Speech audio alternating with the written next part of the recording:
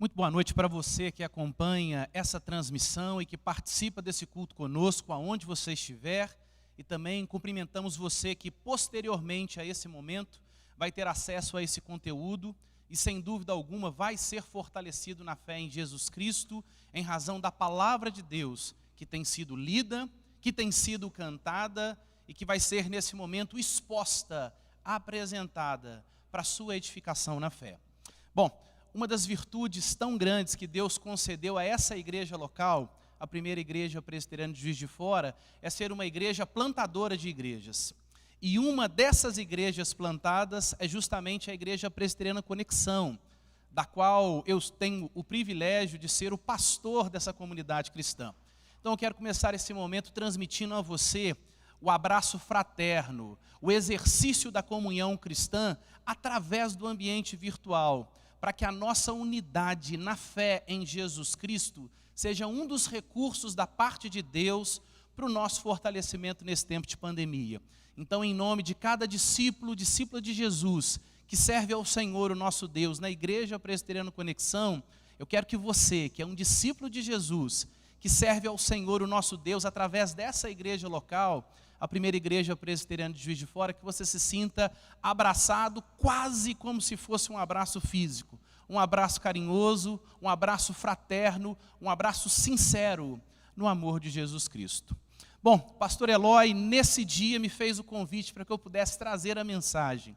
Pastor Eloy assistiu um pouco da pregação que foi trazida no culto da Igreja Presbiteriana Conexão no período da manhã.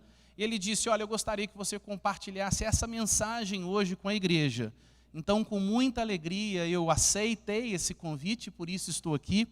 E nesse sentido, eu gostaria que você na sua casa, se você tem um exemplar da Bíblia, talvez um exemplar físico, a sua Bíblia vai ser aberta, talvez um exemplar digital, então você vai ligar a sua Bíblia, não é verdade? Esses tempos de revolução digital, cada vez mais estabelecidos e acelerados em razão da pandemia, agora nos fazem ter esse novo tipo de vocabulário e de tratamento, não é verdade? Então, seja você abrindo a sua Bíblia ou ligando a sua Bíblia, eu gostaria que você tivesse atenção para o texto de Atos dos Apóstolos, capítulo 1. Nós vamos ler o versículo 8. Atos dos Apóstolos, capítulo 1, versículo 8. E para você que acompanha essa transmissão, que não tem tanto o hábito de manusear o texto bíblico, você pode ficar tranquilo, porque o texto vai ser projetado para você. E você vai ter a oportunidade de acompanhar conosco. Talvez você esteja dizendo ou pensando, puxa, mas apenas um versículo para a mensagem do culto nessa noite? É verdade. Mas eu já quero adiantar para você que a palavra de Deus é sempre tão poderosa, é sempre tão rica. Eu tenho a certeza que nessa noite, ou que nesse momento no qual essa mensagem chega até você, esse único versículo, ele pode, e pela graça de Deus, ele será transformador da sua percepção acerca da vocação da igreja do mundo. Esse versículo tem o poder da parte de Deus de transformar a percepção que nós temos acerca da missão da igreja.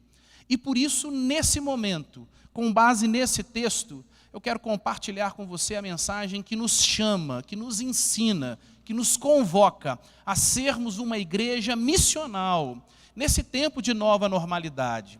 A sermos uma igreja missional diante dessa nova realidade que a pandemia trouxe para todo o momento histórico no qual nós vivemos.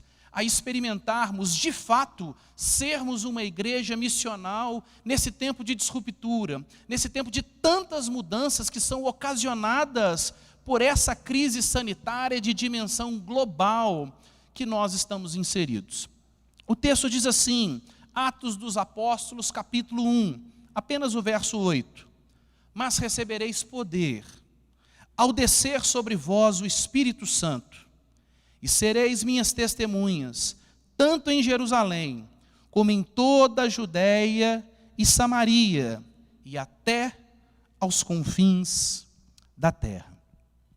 Bom, eu quero começar esse momento me dirigindo a você, para que nós possamos juntos pensar que muitas vezes a igreja de Jesus, o povo que se diz povo de Deus no tempo presente, Muitas vezes essa igreja não consegue entender com clareza a maravilhosa vocação, a incomparável vocação, o chamado tão singular que recebeu da parte de Deus e que, portanto, deve exercer ao longo do seu viver nesse mundo.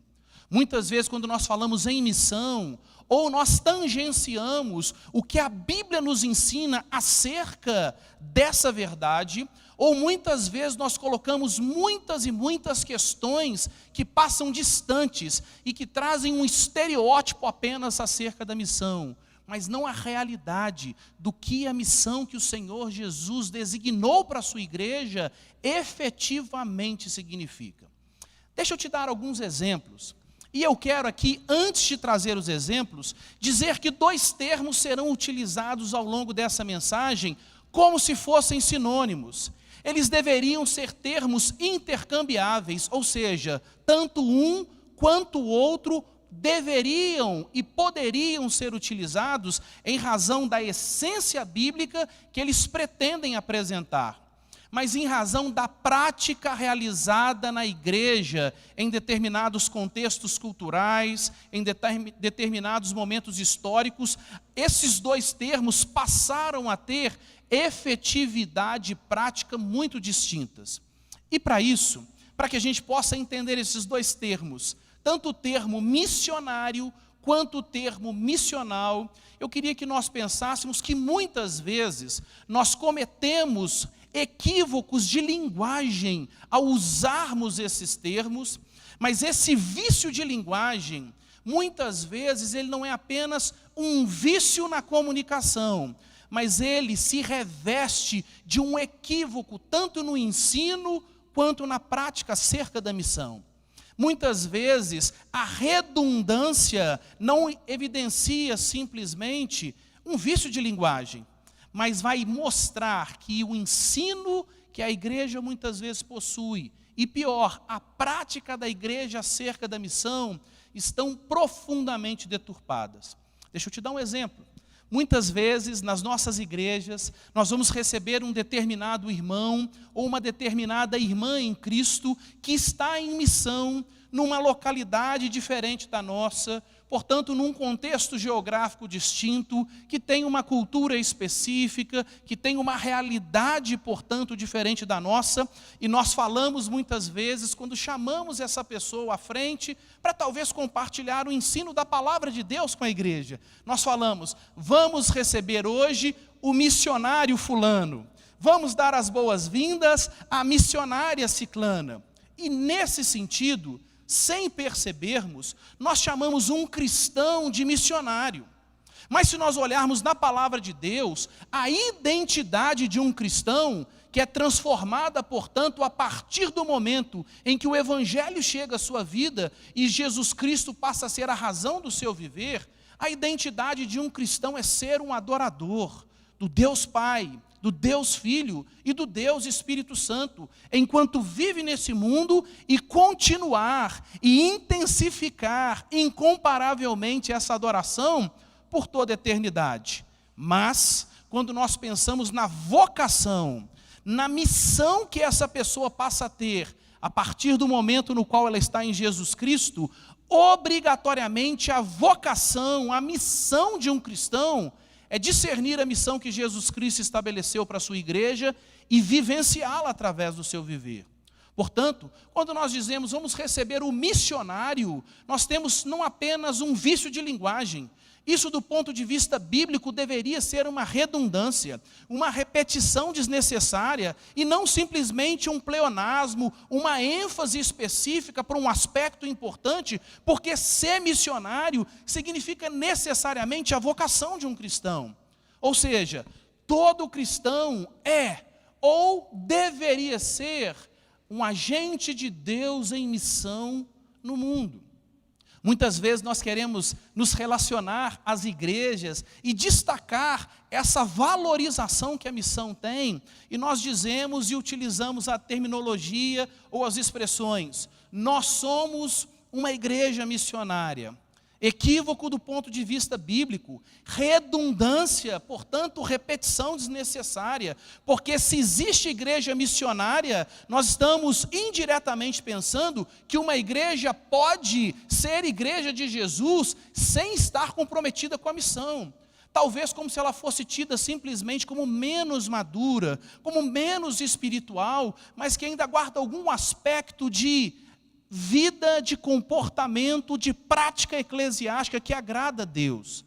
Assim como uma moeda tem duas faces, assim como um avião necessariamente só existe com duas asas, a igreja necessariamente existe combinando adoração, quem ela é em Jesus, a sua identidade e vocação, o que ela faz a partir da sua vida em Jesus, como resposta ao amor de Jesus, para agradar ao Senhor da igreja, que é Jesus Cristo, que é justamente a vida em missão. Isso é tão sério, isso é tão caro, que a própria terminologia igreja, que é utilizada pelo Senhor Jesus, apresentada pela primeira vez nas páginas da Bíblia, a Sagrada Escritura, em Mateus no capítulo 16, Jesus quando chama de sua igreja, o seu povo a partir da nova aliança, que já existia no Antigo Testamento, mas ainda com algumas restrições, esperando a vinda do seu Messias, quando Jesus usa o termo igreja, esse termo na língua grega ele significa eclesia, e a etimologia dessa palavra, ou seja, o significado a partir dessa palavra, aquilo que essa palavra quer denotar, é quase que a expressão chamados para fora. Perceba, na própria nomenclatura que designa a igreja, a vocação da igreja já está posta. Quando nós pensamos em chamados, isso significa que alguém chama, alguém vocaciona, e esse que chama e que vocaciona, vai capacitar e vai sustentar a sua igreja para que cumpra a missão. E a igreja é chamada para quê? Para a partir da vinda de Jesus, a partir da obra realizada por Jesus, a partir da vitória de Jesus sobre a morte, a partir da ascensão de Jesus nos mais altos céus, a partir da doação do Espírito por parte do Senhor Jesus, a igreja pudesse ir extramuros, e pudesse ir por todo o mundo, levando o amor de Jesus, e sendo instrumentos nas mãos de Deus, para que a restauração cósmica, para que a restauração de toda a criação, que Deus está realizando ao longo de toda a história da humanidade, pudesse ser expandida. Portanto, quando nós dizemos que somos parte da igreja de Jesus, nós precisamos entender, somos o povo que adora ao Senhor Jesus. E nós precisamos entender, somos o povo vocacionado por Jesus, por meio da doação do seu Santo Espírito, para que pudéssemos ir por todo o mundo, levando a verdade do Evangelho, a pessoa de Jesus, a mensagem de Jesus e a obra gloriosa de Jesus a todos os cantos desse mundo.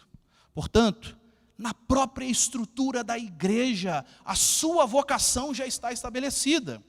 E nesse sentido, nós precisamos entender que a vocação da igreja, a partir da nova aliança, a partir da obra realizada por Jesus, ela está completa. Se nós olharmos, por exemplo, a vocação da igreja na antiga aliança, a vocação da igreja no Antigo Testamento, essa igreja tinha uma vocação que alguns estudiosos bíblicos chamam de vocação atracional. O que significa isso?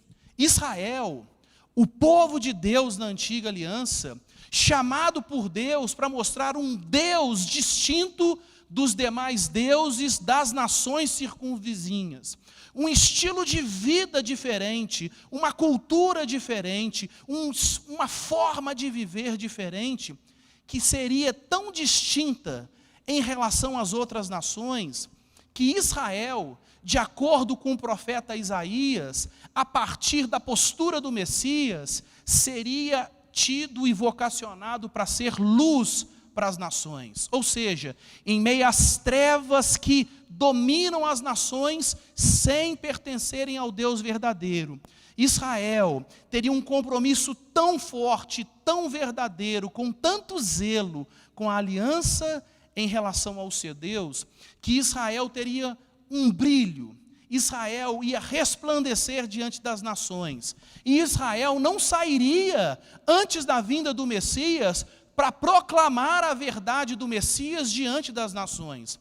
Mas o estilo de vida de Israel, o testemunho de Israel, as bênçãos provenientes da aliança de Deus com Israel, seriam tão abundantes que as nações no entorno olhariam e ficariam admiradas, e seriam atraídas para virem até Israel e entenderem um estilo de vida distinto, o estilo de vida de santidade, da adoração ao Deus verdadeiro, e iriam conhecer quem é esse Deus que promove essa vida tão distinta, tão atrativa no meio do seu povo.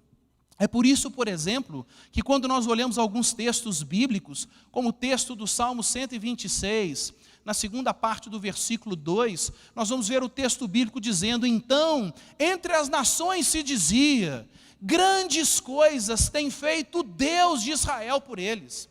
E aí Israel, recebendo essas nações e vendo a admiração dessas nações, sendo atraídas pelo agir de Deus no meio do seu povo, Israel responderia como testemunho: com efeito, grandes coisas tem feito o Senhor por nós. E é por isso, é por causa do nosso Deus e do agir dele no nosso meio, que nós estamos alegres.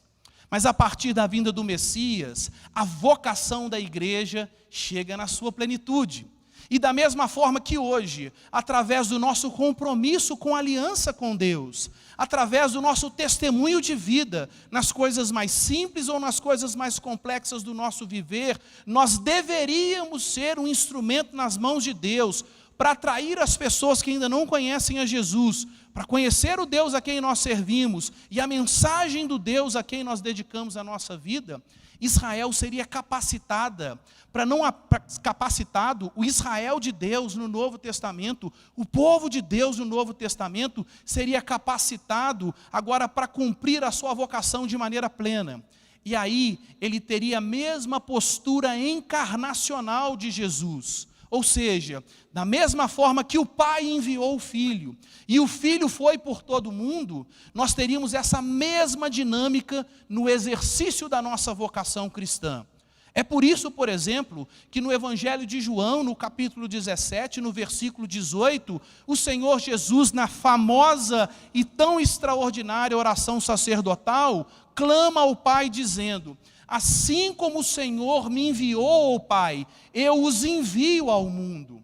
E dessa forma nós percebemos que a plenitude da vocação da igreja, no tempo atual e ao longo da história da igreja, é ser atrativa, ter um testemunho impactante do Evangelho diante das pessoas. Mas é ser encarnacional, é ir intencionalmente por todo o mundo, pregando e testemunhando o Evangelho, assim como o Senhor Jesus o fez.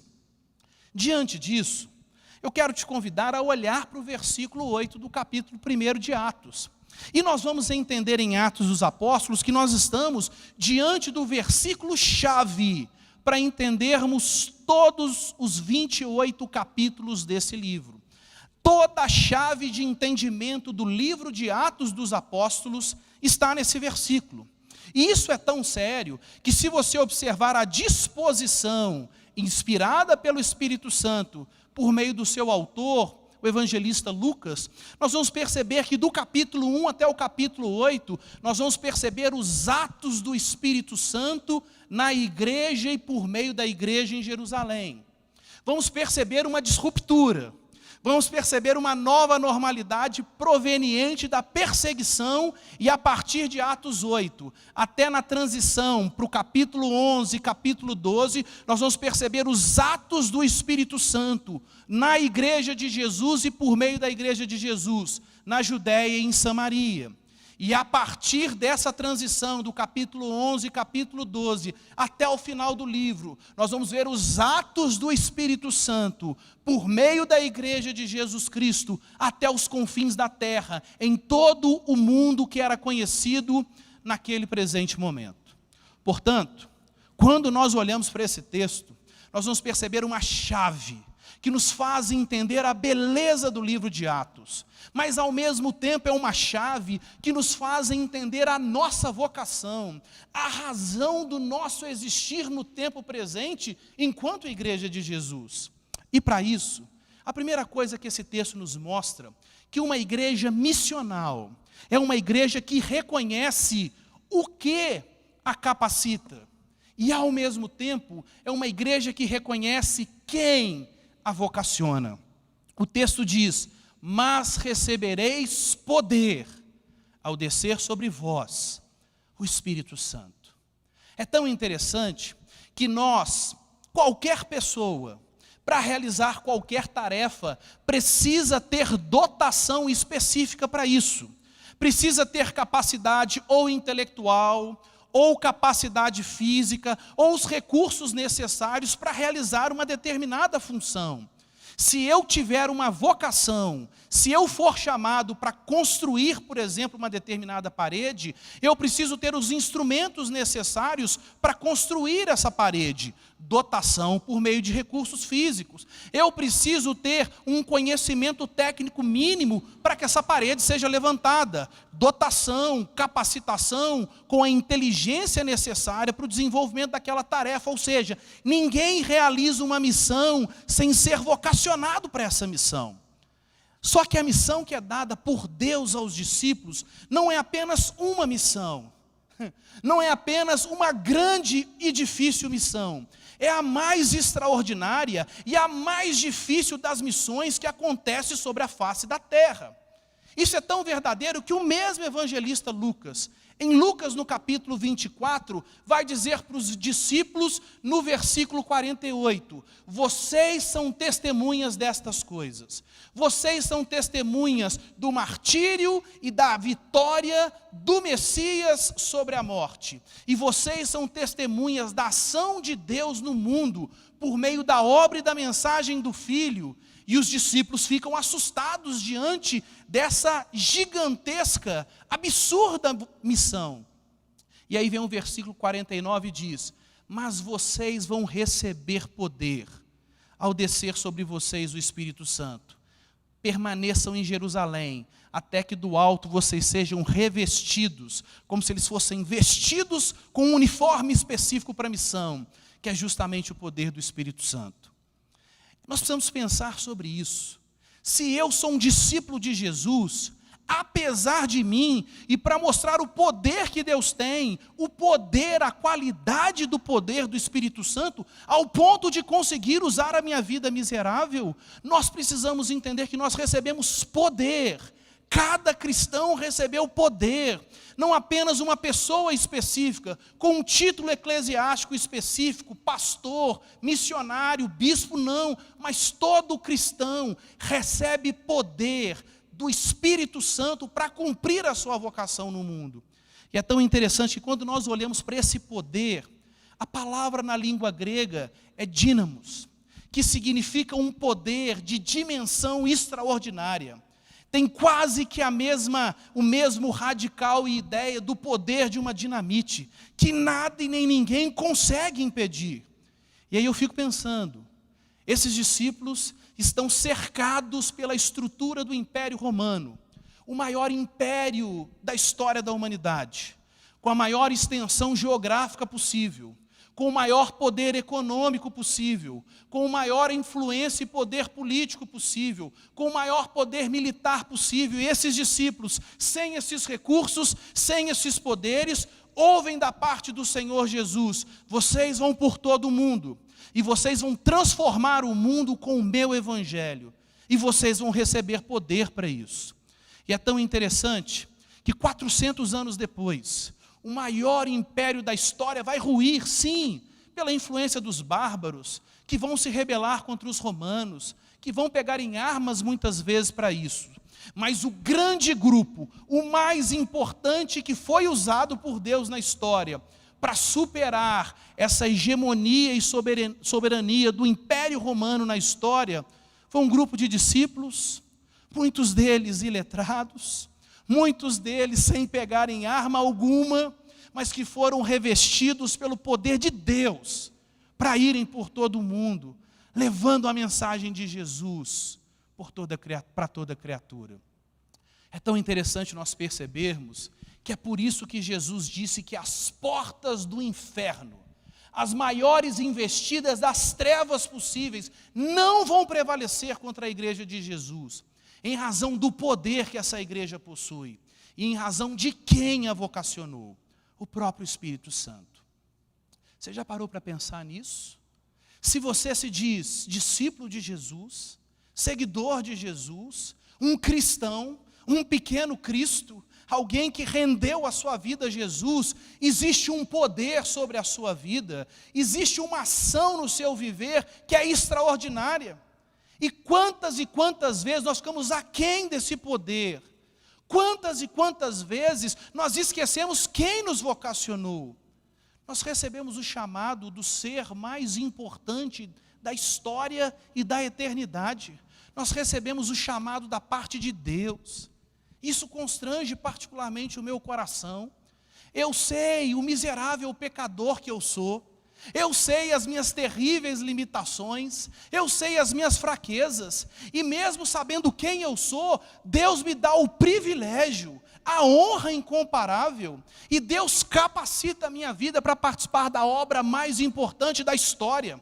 A única missão que vai do início ao fim desse mundo, e a única missão que vai ter reflexo para a eternidade. Você já parou para pensar nisso, meu querido irmão, minha querida irmã? Isso é extraordinário. Deus nos vocacionou, mas Deus não apenas nos deu uma missão, Ele nos capacitou com um recurso mais do que suficiente para que ela seja realizada apesar de nós. Recebereis poder ao descer sobre vós o Espírito Santo.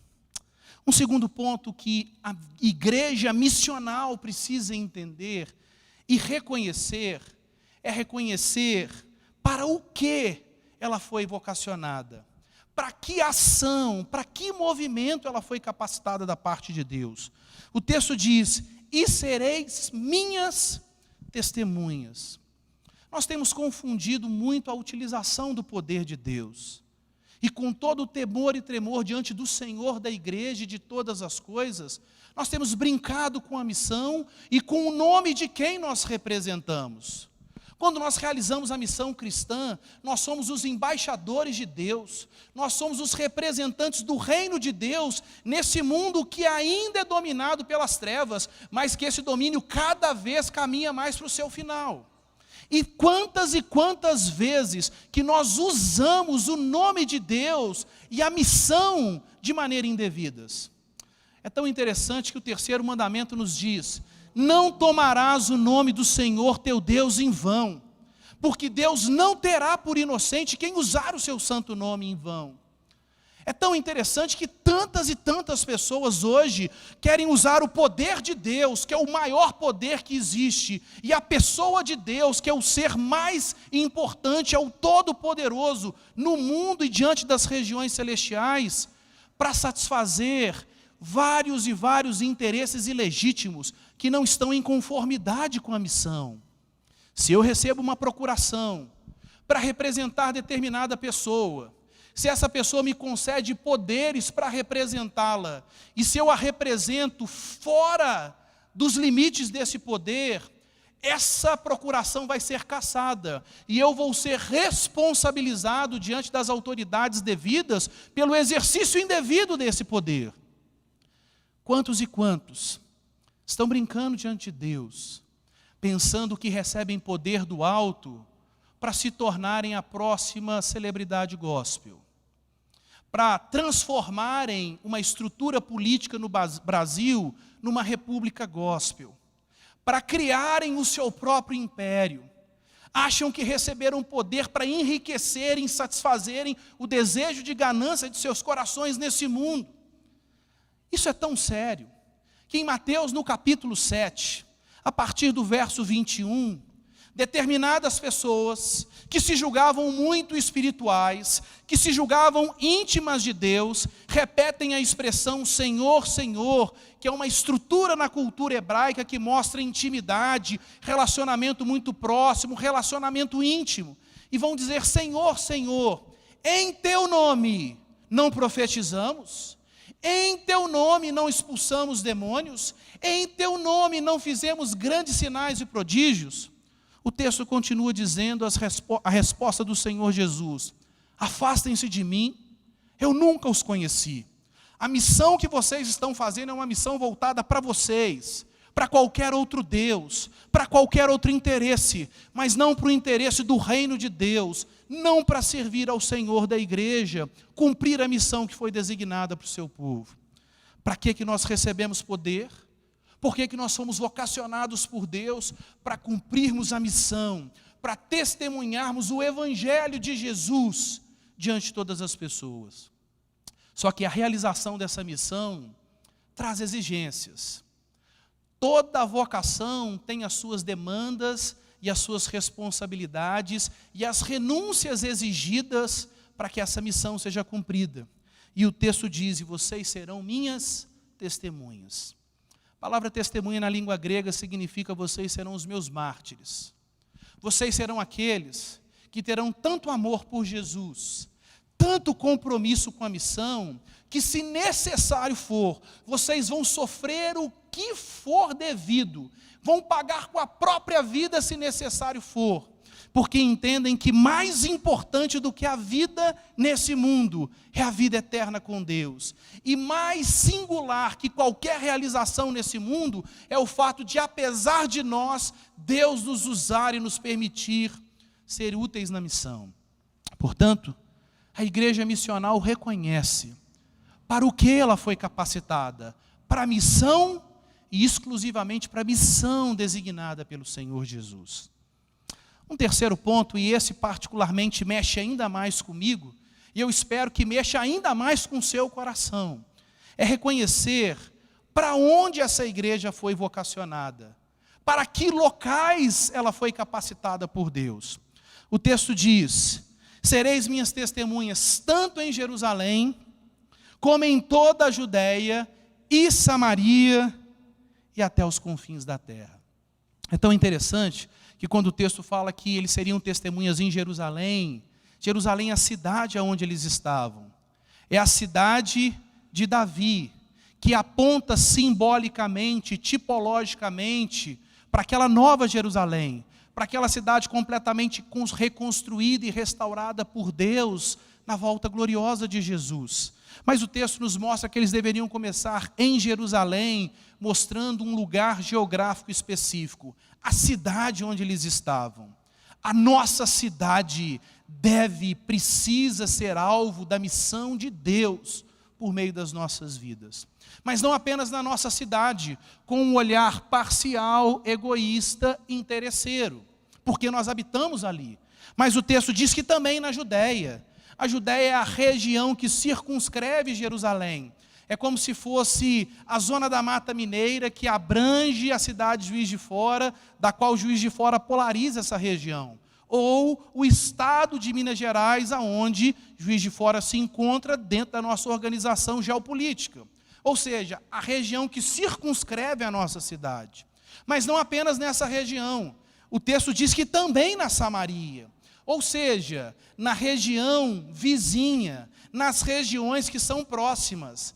Na estrutura geográfica de Israel, Samaria é a região vizinha que se situa ao norte da Judéia. Mas não apenas só nessas estruturas próximas, nas regiões mais longínquas, mais distantes possíveis, até os confins da terra. Só que é lindo observar o recurso gramatical nesse texto. E esse recurso gramatical pode e deve mudar a nossa percepção, o nosso engajamento na missão. Porque o texto diz, não assim, Jerusalém, vírgula, Judéia, vírgula, Samaria e os confins da terra. Como se simplesmente elencassem regiões onde a missão deveria acontecer. E assim, você poderia escolher uma dessas regiões em detrimento das outras, porque ali você tem simplesmente uma enumeração de regiões. Não. Na língua original, existe um conectivo que talvez, se nós fôssemos adaptar para a nossa língua portuguesa, é o recurso gramatical chamado de polissíndeto, onde as conjunções, as expressões conectivas são repetidas para mostrar a ênfase, para mostrar que existe uma ideia maior ali. O texto diz: tanto em Jerusalém, como em toda a Judéia, e Samaria, e os confins da terra. Nesse sentido, o texto está mostrando, a missão deve acontecer em todos esses lugares, ao mesmo tempo, com o mesmo comprometimento. E é justamente essa dinâmica que acontece em Atos dos Apóstolos. Como eu disse agora há pouco, os 8 primeiros capítulos mostram a ação do Espírito Santo em Jerusalém por meio da igreja. Do capítulo 8 até a transição, do capítulo 11 para o capítulo 12, a missão do Espírito Santo por meio da igreja na Judéia e Samaria. E quando você pega o final do livro de Atos, a partir da transição do capítulo 11 e 12 até o capítulo 28, você vê a missão da igreja capacitada pelo Espírito Santo, indo até os confins da terra, em todos os lugares do mundo conhecido. Isso nos faz entender algo. Mais uma vez, na prática, tanto o termo missionário quanto o termo missional, eles não são termos bíblicos, mas eles são recursos de linguagem utilizados para descrever a missão que Jesus estabeleceu para a sua igreja. E ambos deveriam ser vistos como sinônimos, como intercambiáveis. Mas a prática do que nós vemos muitas vezes no ensino consciente ou inconsciente em muitas igrejas, é que por essa estrutura de igreja com base na igreja missionária, a ênfase está nos confins da terra. De vez em quando pensa-se em Samaria e na Judéia, mas quando nós usamos o termo missional, nós queremos dizer que a ênfase é igual, tanto em Jerusalém, como na Judéia, como na Samaria e nos confins da terra. Quando nós pensamos nessa nomenclatura missionária, a ideia prática que nós observamos é que a igreja está voltada apenas para o outro lado do mundo. Se nós realizarmos a missão extrapolando o limite territorial do nosso país, se nós extrapolarmos o limite continental, se nós cruzarmos um oceano, parece que a missão é maior, que ela é mais importante. Não! É claro, ela vai ter demandas diferentes, necessidades distintas, mas todas elas deveriam ser tidas como igualmente necessárias. E é justamente essa ênfase que há no perfil missional da igreja. A igreja está voltada tanto para o outro lado do mundo, quanto para o outro lado da esquina. Ela entende que as realidades pecaminosas do outro lado do mundo são tão sérias, ainda que de ordens distintas, quanto as realidades e misérias provenientes do pecado aonde nós estamos, no nosso quarteirão, na nossa vizinhança. Quando nós pensamos numa nomenclatura missionária, essa igreja, nessa prática apenas na nomenclatura missionária, ela reconhece a importância da adaptação cultural, preparando-se para essa adaptação em regiões distantes. Entende-se que existe um contexto histórico diferente num outro país, num outro continente. Existem comidas que são diferentes, existe linguagem diferente, existem comportamentos culturais diferentes. E essa igreja se prepara para identificar quais são os aspectos pecaminosos instalados naquela cultura, para que eles sejam confrontados pelo Evangelho de Jesus e transformados pelo enraizamento do Evangelho de Jesus, e os aspectos da graça comum, os momentos de verdade presentes naquela cultura, para que o Evangelho identifique esses pontos e os reforce. Ela entende que essa adaptação cultural é necessária para lugares longínquos, mas apenas isso. E ela se comporta muitas vezes numa postura completamente distante da sua cultura, da realidade histórica, da sociedade na qual ela está inserida no seu lugar geográfico. Já a igreja, na perspectiva missional, ela reconhece a necessidade da adaptação cultural, independente da localidade, preparando-se para essa. Ela entende qual é a característica da cidade de Juiz de Fora. Ela procura observar quais são os aspectos pecaminosos presentes na nossa cidade e que precisam ser confrontados e transformados pelo Evangelho. Ela fala preservando os limites da santidade, nunca negociando os princípios bíblicos, mas ela usa uma linguagem acessível ao não convertido. Ela tem uma forma de vestir, ela tem uma forma de se comportar intencionalmente voltada para aqueles que ainda não conhecem a Jesus, independente da localidade. A igreja, na perspectiva missionária, tem a missão realizada apenas em alguns lugares, e o pior, por algumas pessoas tidas como especiais, como se existissem os clérigos, aqueles que têm uma dotação especial da parte de Deus, e esses devem fazer a missão, e os leigos, aqueles que não são tão especiais assim diante de Deus, e que por isso não participam tão efetivamente da missão. Essa prática missionária, nesse sentido, faz com que o sacerdócio universal dos crentes, a adoração direta a Deus por meio de Jesus e a realização da missão por parte de todos os discípulos de Jesus, seja limitada. E assim, só o pastor prega a palavra. E assim, só o missionário prega a palavra. E por um mero desencargo pecaminoso de consciência, como se assim pudesse fazer, eu entrego algumas ofertas periodicamente, eu oro de vez em quando por missionários, e assim eu estou fazendo a missão. Não, absolutamente não. Todo o nosso recurso deve estar à disposição da missão, na família, nos estudos, no trabalho, nas contribuições na igreja, e a nossa participação deve ser efetiva, incentivando, orando, apoiando os irmãos que estão em outros campos missionários, mas nós precisamos entender que nós moramos, trabalhamos, somos residentes, por exemplo, na cidade de Juiz de Fora, ou onde você estiver, não por um acidente, mas pela intencionalidade de Deus que o plantou ali, como parte do povo de Deus em missão, naquele ponto geográfico específico. A igreja missional, ela tem a missão realizada em todos os lugares, por todas as pessoas comuns, e com isso ela exerce o sacerdócio universal dos crentes na sua plenitude, porque afinal das contas, todos os cristãos fazem parte do povo de Deus que está em missão no mundo. Assim, para nós encerrarmos essa mensagem, eu queria propor a você algumas mudanças de perspectiva.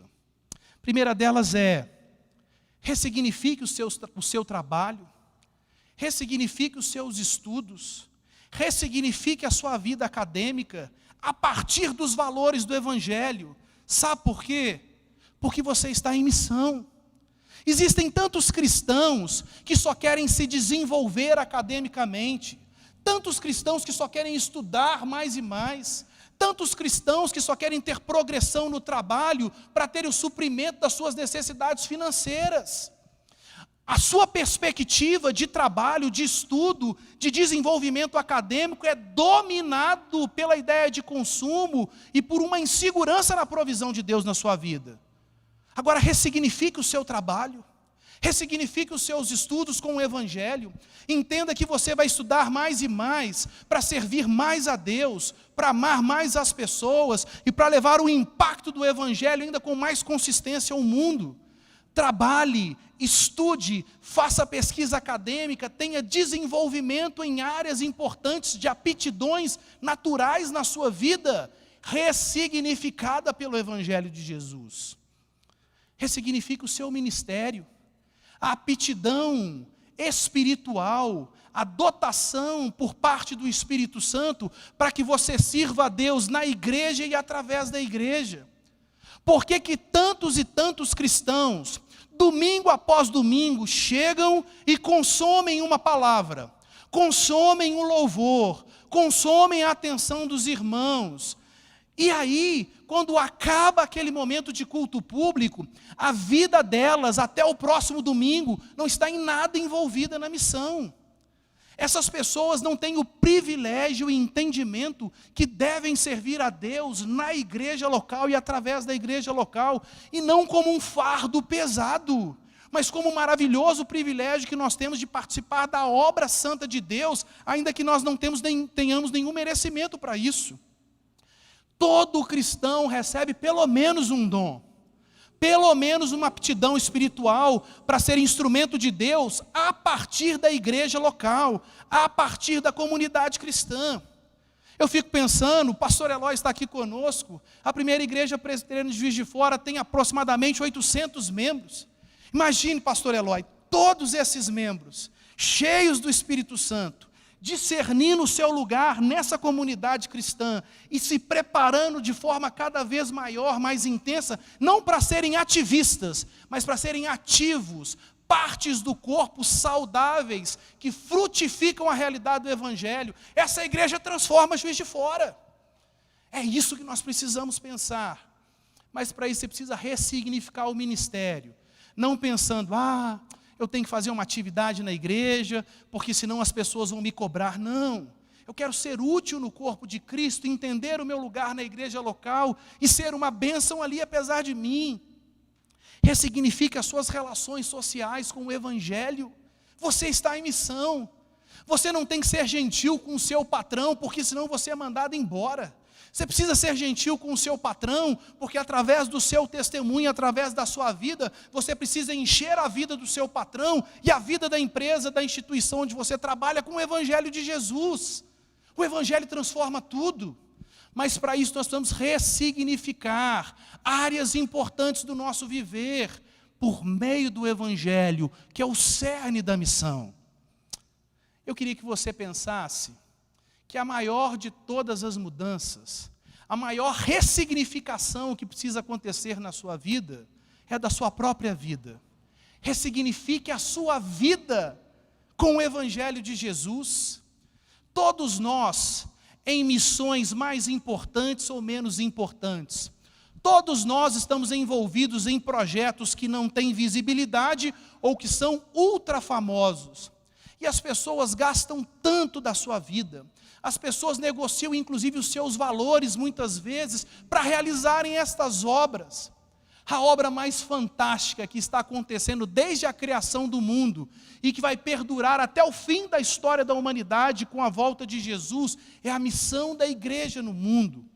E você pode participar dessa obra mesmo sem merecer. Você pode ter o privilégio incomparável, não apenas de estar envolvido em projetos tão bonitos nessa vida, mas que estão restritos a essa vida. A única missão, o único projeto que acontece no mundo, que transforma o mundo, que é o mais importante no mundo e que tem implicações para a eternidade, é a missão da igreja. Mesmo sem merecer, você pode participar dessa obra. Para isso, você precisa se render ao alvo da missão. Nesse momento, aonde você estiver, você pode ser visitado pelo amor de Jesus Cristo. Nesse momento, você pode entender que mesmo sem merecer, o Deus Filho, o Filho de Deus veio ao mundo para pagar o preço pelo seu pecado, para justificar a sua vida diante do Deus Pai, o Deus Santíssimo, de justiça perfeita. Nesse momento você pode experimentar a obra de Jesus, realizada na cruz, que arranca a pessoa da mais terrível treva e transporta essa pessoa para o reino do Filho do amor de Deus. Nesse momento, onde você estiver, você pode ser perdoado.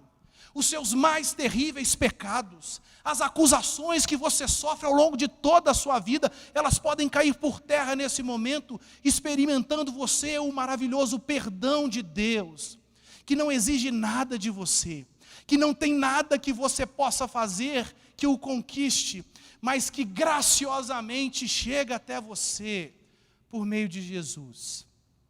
E por fim, ao longo de quase 70 anos, essa igreja tem sido uma igreja missional.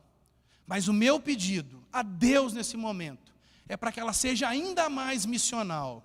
E que aquela expressão de Atos dos Apóstolos acerca da igreja de Tessalônica seja a expressão que nós vamos ouvir quando alguém falar acerca da primeira igreja presbiteriana de Juiz de Fora.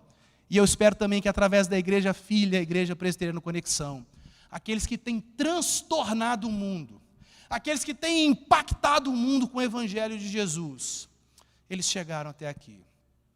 Que Deus te abençoe, meu querido irmão, minha querida irmã. E se você que ainda não tem um compromisso de vida com Jesus, assume esse compromisso nesse momento, Você vai, ao término dessa transmissão, deixar o seu contato aí no chat. Os pastores, os presbíteros, a equipe de ministério dessa igreja vai ter prazer em entrar em contato com você. E em breve nós queremos ver você aqui, passando pelo batismo, declarando publicamente a sua fé em Jesus Cristo e se tornando mais um dos muitos homens e mulheres que Deus vem alcançando ao longo da história e que tem feito discípulos dele em missão. Que o Senhor Jesus te abençoe. Amém.